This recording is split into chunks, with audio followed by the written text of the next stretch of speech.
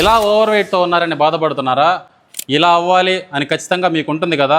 ఇలా మారడానికి కామన్గా చేసే కొన్ని మిస్టేక్స్ అదేంటంటే, వాళ్ళు రైస్ మాత్రమే తినడం వల్ల ఇలా వచ్చామనుకొని రైస్ మానేసి చపాతీ తినడం, వాకింగ్ కానీ, రన్నింగ్ కానీ, సైక్లింగ్ కానీ ఓన్లీ కార్డియో యాక్టివిటీ మాత్రమే చేయడం, ఇర్రెగ్యులర్ లైఫ్ స్టైల్ అంటే సెడెంటరీ లైఫ్ స్టైల్ ఫాలో అవ్వడం, ఎలా పడితే అలా తినడం వల్ల మీరు వెయిట్ పెరుగుంటారు.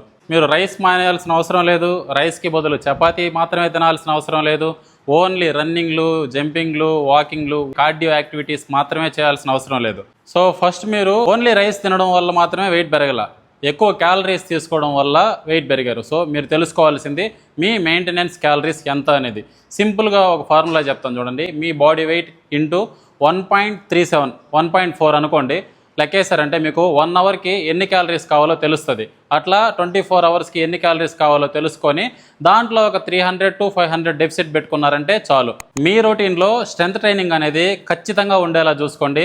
కార్డియో అనేది క్యాలరీస్ బర్న్ చేయడానికి, హార్ట్ హెల్త్ ఇంప్రూవ్ అవ్వడానికి ఒక టూల్ లాగా ఫాలో అవ్వండి.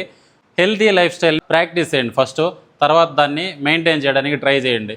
అంతేగాని ఓన్లీ కార్డియో చేసే తగ్గుతాను, రైస్ మానేసే తగ్గుతాను అనేదైతే మైండ్లో నుంచి కంప్లీట్గా తీసేయండి. సో ఈ ఇన్ఫర్మేషన్ మీకు యూజ్ అవుతుంది అనుకుంటున్నాను. మంచి ఇన్ఫర్మేషన్ కావాలి అనుకుంటే మన పేజ్ని కంపల్సరీ ఫాలో అవ్వండి. Stay fit, be healthy.